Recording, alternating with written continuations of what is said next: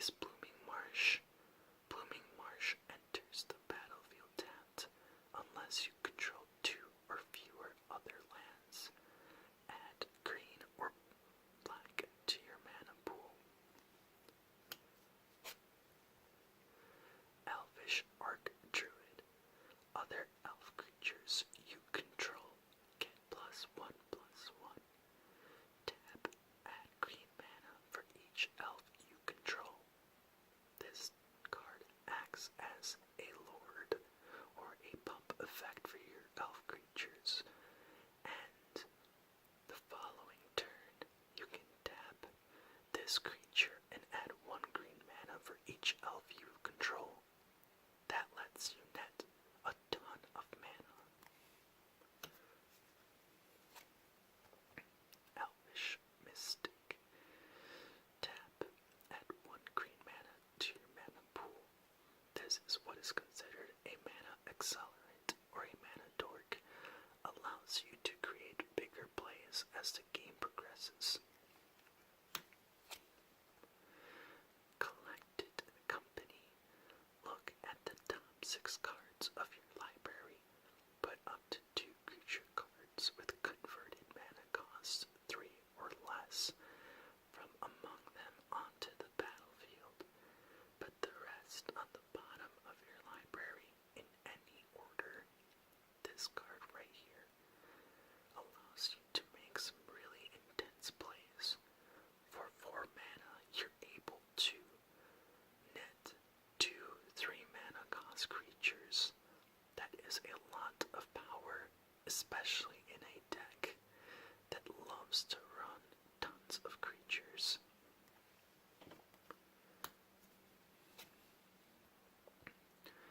Another copy of Elvish Archdruid.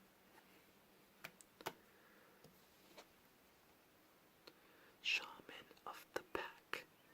When Shaman of the Pack enters the battlefield, target opponent loses life equal to the number of elves you control. This is the reason that we run black in this deck. Well, this and also for specific sideboard cards. This card right here is able to help you close out games that you would otherwise lose, especially when combat is not a possibility, i.e. if someone has resolved an ensnaring bridge or you do not have good attacks into big creatures.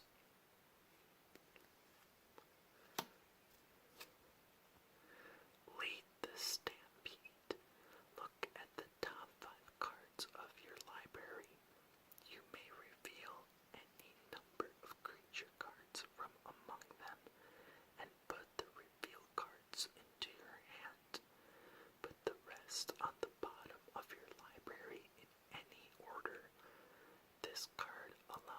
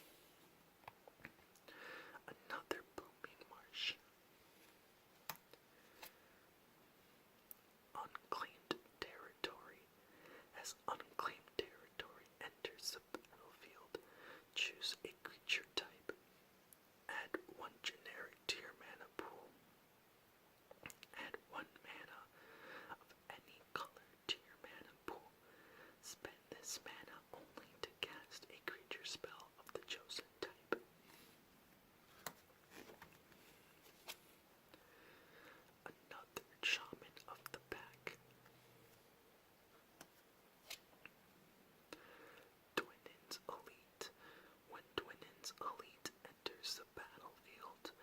If you control another elf, put a 1/1 green elf warrior creature token onto the battlefield. 2 mana for 2 bodies and 3 power. This card is amazing. Cavern of Souls. As Cavern of Souls enters the battlefield, choose a creature type.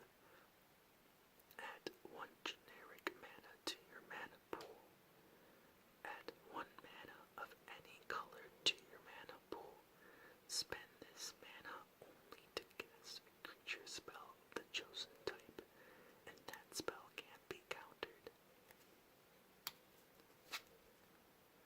Pendlehaven. Tap, add 1 green to your mana pool. Tap, target 1/1 creature gets +1/+2 until end of turn. Unclaimed Territory. Twinden's Elite. Elvish Archdruid. Azuri Renegade Leader. 1 green. Regenerate another target elf. 5 mana. Elf creatures you control get +3/+3 and gain trample until end of turn. This is an amazing combo piece with Elvish Archdruid, and it also allows you to regenerate another target elf.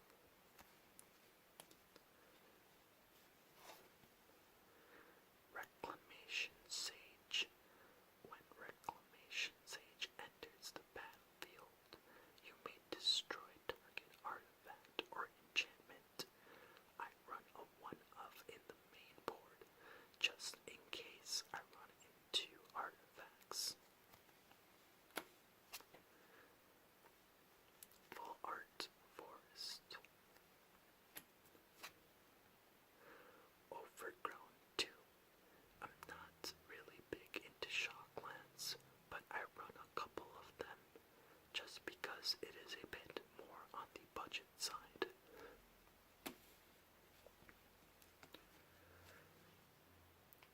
Shaman of the Pack.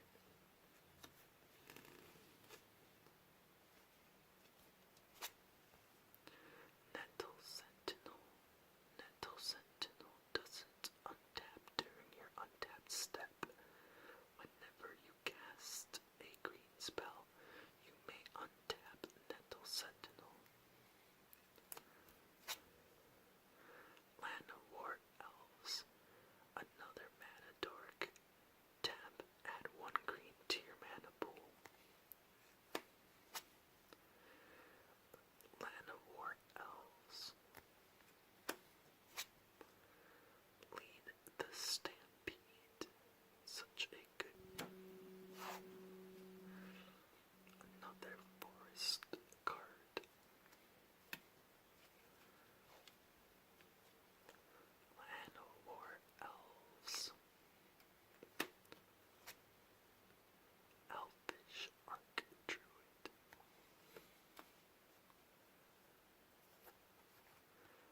Gilt Leaf Palace. As Gilt Leaf Palace comes into play, you may reveal an elf card from your hand. If you don't, Gilt Leaf Palace comes into play tapped. Tap, add black or green to your mana pool.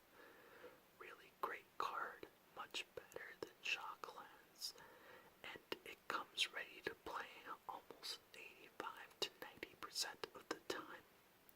Plus the artwork is really nice.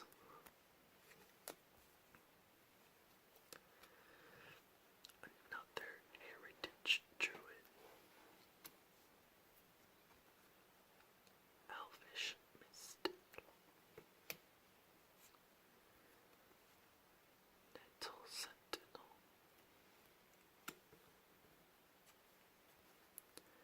Twinden's Elite.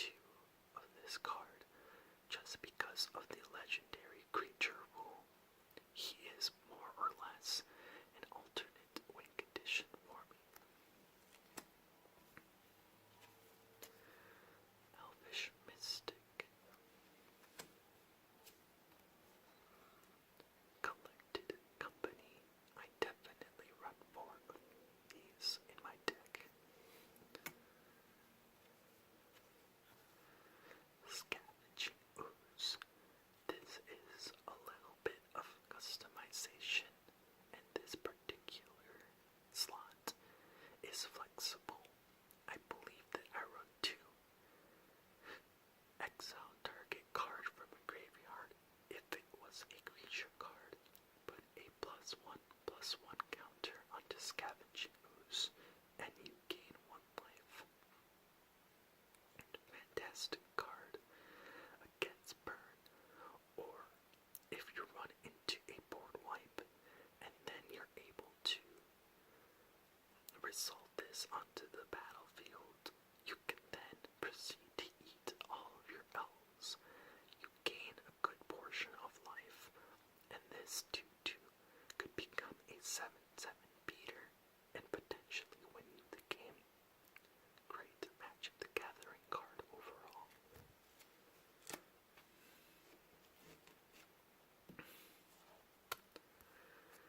Another Nettle Sentinel. There we go. I do run 2 Scavenging Oozes.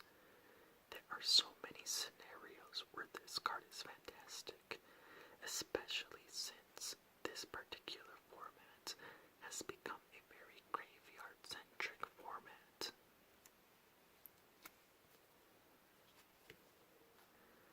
Blooming Marsh. That artwork is fantastic. I love the curves and the juxtaposition of the colors of the light and dark.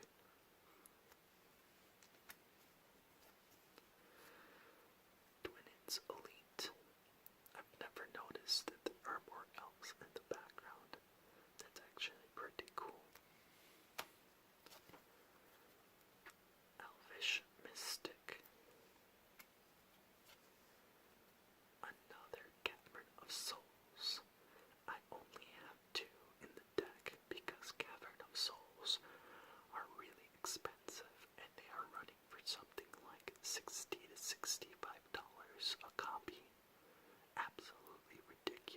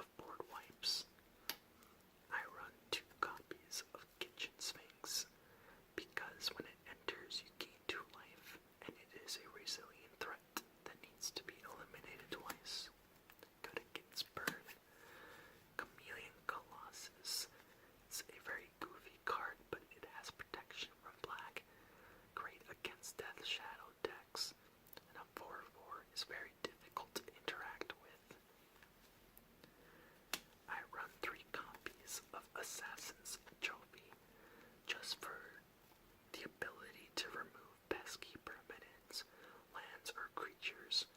It's coming clutch against Arclight Phoenix because I've been able to destroy Thing in the Ice before it was able to flip and completely destroy me. I run 2 Relic of Progenitus, just 8 on graveyards. 3 copies of Damping Sphere, good against Tron and Storm. Really slows down the pace of the game and enables me to take the game into the long game and hopefully win. I also run 2 extra copies of Reclamation Sage in the sideboard because Artifact Hate is a big deal. And I have 1 copy of Surgical Extraction. This is great against a multitude of decks, and even in decks where things are not based out of their graveyard, it's great to have because I can strip away, let's say, a Terminus from a control player's graveyard, or pretty much anything else that would potentially kill me, like a combo piece. It's really great against Arclight Phoenix and other graveyard-based decks.